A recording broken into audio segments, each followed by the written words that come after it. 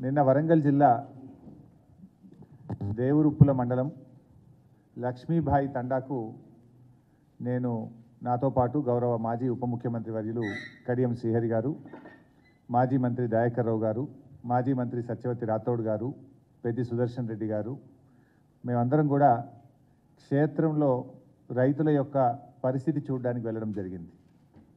So ఆ లక్ష్మీబాయి తండాకు వెళ్ళినప్పుడు రైతుల కళ్ళల్లో కన్నీళ్ళు, ఆవేదన ప్రత్యక్షంగా చూసాం. ఒక రైతు సత్యమ్మ, ఆవిడ పొలంలోకి మేము వెళ్ళాం. భర్త పేరు నరసింహ అనుకుంటా. 4 బోర్లు వేశారు. 4 బోర్లు వేస్తే చుక్క నీళ్లు పడలేదు. బావులు పూడిక తీయడానికి క్రేన్లు కిరాయికి తెచ్చుకొని పూడిక తీస్తూ ఉన్నాం. దాదాపు 4 లక్షల రూపాయలు అప్పయిందని చెప్పి వాళ్ళు ఎంతో ఆవేదనతో మా దృష్టికి తీసుకురావడం జరిగింది. అట్లా ఒక్కొక్క రైతు, లక్ష్మి అనే రైతు 6 బోర్లు వేశానని, సత్యమ్మ 4 బోర్లు వేశానని, జంకు 9 బోర్లు వేశానని, శివశంకర్ 6 బోర్లు వేశానని, విజయ 4 బోర్లు వేశామని, వేసిన పంటలో బారాన ఎండిపోయింది, చారాన్నే మిగిలింది, అది కూడా వస్తుందా రాదా అనేటువంటి ఆందోళన రైతుల కళ్ళల్లో కనపడ్డది. ఇంత జరుగుతూ ఉంటే, పరిస్థితి క్షేత్రస్థాయిలో ఇంత గంభీరంగా ఉంటే ఈ రాష్ట్ర ప్రభుత్వానికి చీమగుట్టినట్టు కూడా లేదు. ఆ రైతులతో నిన్న నేను మాట్లాడినప్పుడు గత 10 ఏళ్లలో ఎన్నడూ ఇట్లాంటి పరిస్థితి రాలేదు. కేసీఆర్ గారు ఉండగా ఒక గుంట కూడా ఎండలేదు. ఈ ప్రభుత్వం వచ్చిన తర్వాత పరిస్థితి దయనీయంగా ఉంది. మా తండాలో తాగడానికి కూడా నీళ్లు రావడం లేదు. వారం రోజులకు ఒక్కసారి మంచినీళ్ళు వస్తూ ఉన్నాయి అని చెప్పి ఆ అక్కా చెల్లెలు ఎంతో ఆవేదన వెలుబుచ్చడం జరిగింది.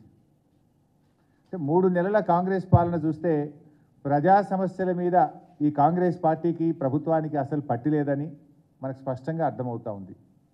కానీ అదే సమయంలో ప్రజల దృష్టి మరల్చడానికి చిల్లర ప్రయత్నాల మీద ఎక్కువ దృష్టి పెట్టినట్టు కూడా మనకు స్పష్టమవుతూ ఉంది. రాష్ట్రంలో రైతులు గత 10 ఏళ్లలో ఎప్పుడూ లేనంత తీవ్రమైనటువంటి ఆందోళనలో ఇలా రాష్ట్రంలో రైతులు ఉన్నారు.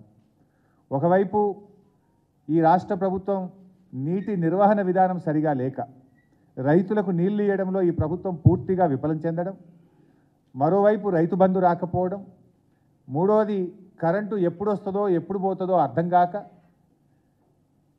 ఈ వచ్చిరాని కరెంటుతో, లో వోల్టేజీ కరెంటుతో మోటార్లు కాలిపోతూ ఉంటే ఇలా రైతుల మీద ఆర్థిక భారం పడుతున్నటువంటి పరిస్థితి. మరోవైపు వడగళ్ల వాన, అకాల వర్షాలతోని కూడా ఈరోజు పంట నష్టం జరుగుతూ ఉంది. ఇవన్నీ కూడా ఒక తీవ్రమైనటువంటి ఆందోళనలో ఇలా రైతాంగం ఉన్నటువంటి పరిస్థితి. రాష్ట్రంలో దాదాపు 20 లక్షల ఎకరాల్లో పంట ఎండిపోయినట్టుగా మా పార్టీకి ప్రాథమికంగా అందుతున్నటువంటి సమాచారం.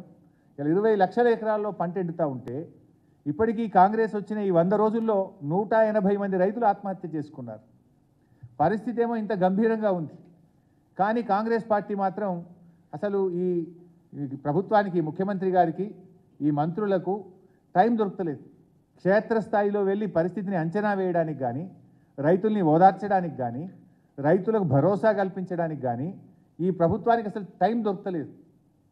ఇతర పార్టీల మీద, చేరికల మీద వీళ్ళకి దృష్టి పెడతా ఉన్నారు తప్ప, కానీ వీళ్ళు ఈ రాష్ట్రంలో 180 మంది రైతులు ఆత్మహత్య చేసుకొని పరిస్థితి ఇంత ఆందోళనగా ఉంటే కనీసం అసలు ఆలోచిస్తున్నటువంటి పరిస్థితి లేదు.